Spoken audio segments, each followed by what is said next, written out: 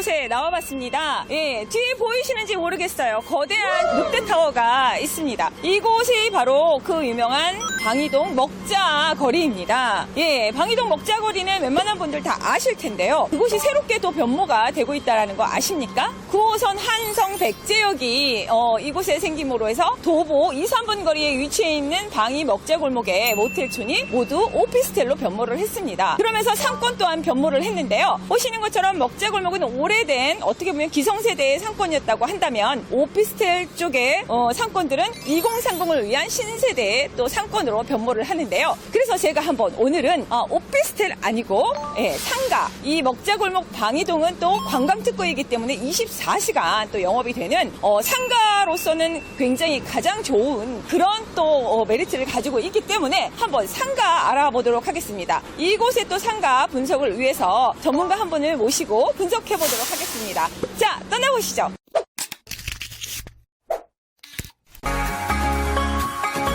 상당히 많이 지금 들어와 있는 걸로 알고 있는데 네. 상가는 이제 이 들어온 오피스텔들이 다 차여지면서 생기는 그 후발도 어떻게 보면 개발이라고 네. 할 수 있는데 어떻게 앞으로 변모가 될 것 같습니까? 지금 보시게 되면은 이 뒤편으로 한미약품이라든지 쿠팡 본사라든지 뭐 오피스 빌딩이 굉장히 많이 있는데요. 네. 젊은 사람들이 좋아하는 프랜차이즈가 지금 아직까지 하나도 없다라는 게 좀 아쉽거든요. 네, 그렇습니다. 그래서 이제 향후에 이제 앞으로 한 2년, 3년 뒤에 되면은 여기는 젊은 사람들이 좋아하는 프랜차이즈로 가득 채워진 그런 상권으로 변할 것이다라고 예상이 되고 있습니다. 아, 그렇군요. 예. 그리고 송파구 자체가 또 젊은 세대들이 강남 3구 중에 가장 많이 또 거주를 하고 네. 있다라고 들었습니다. 그래서 네. 1인 가구들이 또 선호하고 있고 모여 있는 곳인데 그거에 따른 상권을 쫓아가겠다라는 그런 네, 거네요. 맞아요. 그럼 좀 더 자세한 거는 네. 저희가 조용한 곳에서 네, 네. 조곤조곤 한번 따져보도록 하겠습니다. 알겠습니다. 네, 감사합니다. 그냥 끝났다고 하고 그 아래 상권이 굉장히 상가가 네. 눈에 띕니다. 굉장히 특징적인 게 있는데 네. 한번 저한테 설명을 좀 해주시죠. 네, 궁금합니다. 알겠습니다. 지금 건물을 보시는 것처럼 굉장히 높게 올라갈 예정이고요. 네. 지금 20층까지 되어 있는데 복층으로 되다 보니까 방이동에서는 가장 높은 건물이라고 보시면 돼요. 중심에 가장 높고요. 여기는 특징적으로 방이동은 주차 공간이 굉장히 없어요. 그래서 그렇더라고요. 오시는 분들도 너무 불편하게 주차를 하시는데 저희는 지하 8층까지 주차장이 자주식으로 해서 확보가 되어 있습니다.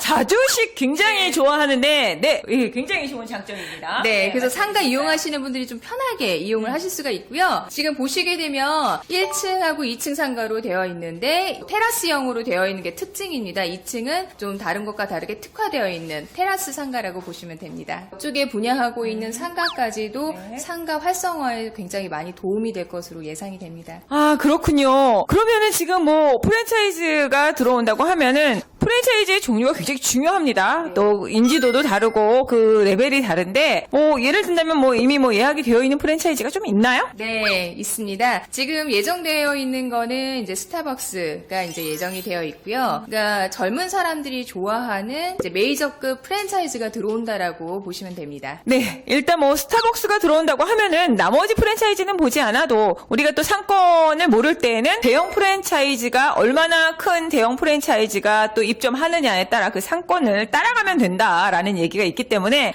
더 이상 묻지 않아도 될 것 같은데 그 규모도 궁금합니다. 규모는 어떻게 될까요? 지금 예상하기로는 저희가 1층, 2층 시행사가 자체적으로 보유를 하고 있기 때문에 1층 같은 경우는 전면부를 다 포함한다라고 하면 전용 한 50평 정도 될 것 같고요. 2층은 20평 정도 해서 1층이 이제 통으로 구성이 된다라고 하면 한 70평 정도 볼 수 있겠습니다. 아, 그렇군요. 그렇다고 하면은 1층 상가 같은 경우에는 기본 평형이 그러면 가장 최소 단위가 몇 평 정도로? 1층으로 보시게 되면은 이제 분양 평수로는 한 10평 초반대니까 13, 14평 정도 보실 수가 있겠고요. 실제 사용하실 수 있는 면적은 한 7평 정도에서 크게는 이제 12평 정도까지 해서 보실 수가 있습니다. 아, 네, 그렇군요. 이거 이쪽 제가 이 거리를 직접 저희가 다녀오기도 했는데 삼거리더라고요. 네. 코너로 해서 삼거리이기 때문에 많은 유동 인구가 있을 것 같고 그리고 또 특징이 지하철역에서의 사람들이 들어오는 입구의 길목이라고 알고 있는데 지금 8호선 같은 경우는 저희 건물 위치에서 편하게 걸으시면은 도보로 한 1분 20초 정도밖에 네. 안 걸리고요. 네. 그 다음에 9호선은 작년에 개통했는데 네. 9호선은 조금 더 걸려서요.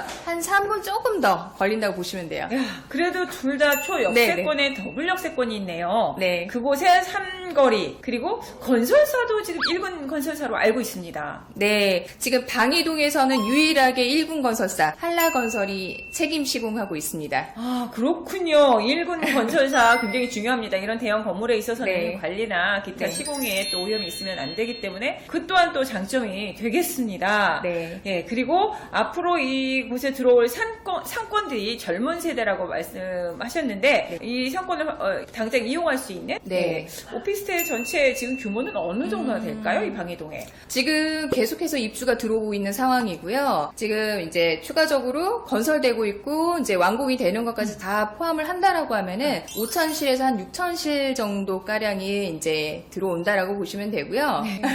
그 외에도 주변이 오피스 빌딩이 워낙에 많이 있어서 그 오피스 직장인들의 수요층까지 생각하신다라고 하면 굉장히 많은 숫자가 있지 않을까 생각합니다. 관리와 함께 상권 관리 마케팅 지원도 해준다. 네. 굉장히 막막한 처음 상가를 투자하거나 생각하시는 분들한테는 굉장히 많은 도움이 되는 인큐베이터 같은 그런 상가인 것 같습니다. 네, 내용 한번 살펴보겠습니다. 송파구 방이동에 있는 먹자골목에 포함되어 있는 관광특구 강남권 최초의 관광특구 지정을 받은 24시간 영업이 가능한 방이동에 검증된 상가인데요. 일단은 인구 유입이 꾸준히 될 수밖에 없는 역세권입니다. 초역세권이에요. 도보 1분 거리 그리고 9호선에서 3분 거리에 위치해 있는 초역세권이라는 것만으로도 인구 유입에 대한 또 보장을 받게 되는데요. 면적을 한번 살펴보겠습니다. 전용 면적이 20.79면 분양 면적 32.73, 한 6평 정도 10평입니다. 10평 정도 되는 규모의 상가입니다. 이보다 더 큰 규모가 있기는 하지만 좀 덜 부담스러우시라고 가장 작은 지금 면적을 소개해드리고 있어요. 지금 분양가는 6억 8,243만 1,800원입니다. 부가세를 포함했기 때문에 끝자리가 좀 여러 수로 나뉘었는데요. 분양가를 부가세가 포함되지 않은 원래 분양가는 6억 5,442만원 정도 되기 때문에 그 금액 6억 5천만 원대가 분양가로 보시면 되고요. 부가세는 또 우리가 환급을 받을 수가 있습니다. 그리고 보증금 5천만 원에 월 250만 원. 근데 중요한 건 바로 대출이에 이곳이 스타벅스 입점을 하는 그런 노린자에 위치했기 때문에 70%라는 대출까지 감정가가 높게 나왔다는 얘기죠. 감정가에 따라 대출에 몇 프로까지 가능한지가 나오는데 70%까지 가능한 곳입니다. 그러다 보니 대출 가능 금액이 4억 7,700만 원이에요. 이렇게 했을 때 지금 실투자금 1억 5,543만 1,800원이 나옵니다. 또 보증금 5천만 원도 또 빼야 되고요. 그렇게 하면 제가 수익률 계산을 해보았습니다. 8%가 넘는 수익률이었습니다. 이 정도 8%라고 하면은 지방에서는 땅값이 집가가 싸기 때문에 8% 정도까지 나올 수 있지만 서울에서 8%까지 나오기는 쉽지가 않습니다. 특히나 강남 3구 같은 경우에는 집가가 워낙 높기 때문에 나중에 그냥 차익만 생각하고 수익률은 조금 포기를 하는 경우가 많은데요. 이곳에는 엄청난 수익률을 초창기 입주 때부터 새 상가임에도 불구하고 높은 수익률을 보이고 있습니다. 자, 포인트 중요하죠. 본 상가를 소개해드리는 첫 번째 포인트, 잠실 관광 특구 지역이다라는 건데요. 상가에서는 최고죠. 이 관광 특구로 지정된 곳이 그렇게 많지 않습니다. 우리가 알고 있는 이태원이라든가 동대문, 남대문 이런 곳들이 관광 특구로 지정이 되었는데요. 강남권에서는 최초입니다. 강남권에서는 최초인 관광 특구. 관광 특구는 그럼 무엇이 좋은가? 24시간 영업이 허락된 곳이기 때문에 24시간 불화성을 이룬다라고 보시면 되는 거죠. 주 야간 다 풀가동이 될 수 있는 상권이다라는 것이죠. 최고의 수혜지라고 보시면 됩니다. 상가로서는. 그리고 두 번째로는 오피스텔 밀집 지역에 위치해 있는 것인데요. 본 매물도 보시면 지금 20층짜리 오피스텔에 포함되어 있는 건물에 있는 1층 상가입니다. 예, 그리고 세 번째로 주변에 개발 호재들이 상당히 많기 때문에 뭐 집가 상승이라기보다는 유입인구 저도 많아져서 상가 더욱 활성화될 수 있다라고 보시면 되고요. 입지가 가장 중요한 게 상가인데 한번 입지 살펴볼게요. 상가의 입지로서는 최고라고 말씀을 드렸는데 보시는 것처럼 유동인구가 많이 있으려면 보시는 역세권이어야 되겠죠. 역에서 1분, 3분 더블 역세권입니다. 그것도 9호선과 8호선 뿐만 아니라 좀 더 자세히 살펴보시면 이곳이 얼마나 좋은 입지인지 아실 텐데요. 가까이에 그 석촌호수를 끼고 있는 롯데몰이 있습니다. 이곳에 놀러온 관광객들이 이 먹자골목이 바로 이곳인데요. 먹자골목을 이용하게 되지요. 우리가 알고 있는 방이동은 먹자골목으로도 유명하고 그 모텔촌이 밀집되어 있던 곳이 바로 이곳입니다. 이곳은 먹자골목, 상가들이 즐비했다면 이곳은 또 모텔촌이었는데요. 이곳이 거의 80~90%가 모두 오피스텔로 변모를 했습니다. 이렇게 많은 오피스텔로 모두 리셋을 할 이유는 바로 무엇일까요? 네, 그만큼 필요로 하기 때문인데 우리가 주거 숙박 시설들이 필요한 이유가 있습니다. 주변의 개발 호재로 해서 앞으로 더욱더 많은 이용할 수 있는 수요층이 있기 때문인데요. 이렇게 좀 멀리 가보시면 보시는 것처럼 잠실 운동장 일대의 개발들이 이곳에 개발이 되었을 때에는 고용창출 인원이 한 121만 명 정도 된다고 합니다. 이거에 숙박시설이 필요하겠죠. 특히나 삼성동 일대에는 너무 고가이기 때문에 오피스텔이 많지도 않고 너무 고가입니다. 그러다 보니 9호선 아시겠지만 3분 거리 위치에 있는데요. 이 9호선을 타고 쭉 상권이 이용될 수가 있기 때문입니다. 보시는 것처럼 지금 9호선에서 항성 백제역인데요. 이렇게 타고 가시면 바로 이 일대 지역까지 바로 한 10분, 15분이면 충분히 출퇴근도 가능하기 때문에 당연히 이곳이 그렇게 변했다고 보시면 되고요.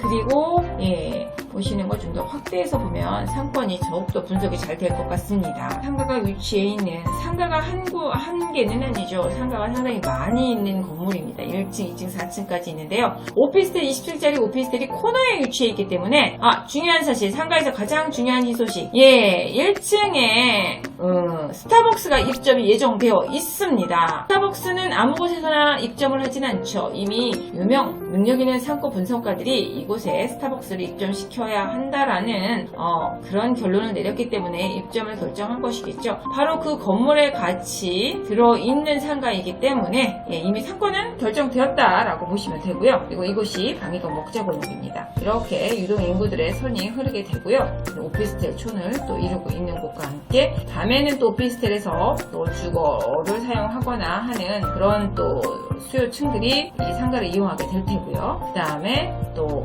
이 석촌호수나 아니면 롯데타워, 롯데월드 이용하고 이 먹자골목에서 또 상권을 이용해서 또 수요층들이 더욱 유입이 될 수 있는 상권입니다. 그리고 여기 보시면 크로바 맨션이 있는데요. 이곳은 이미 이주를 했습니다. 그리고 새로운 또 재건축 아파트로 변모를 하기 때문에 수요층 또 한 번 더 두텁게 이어진다 보시면 되고요.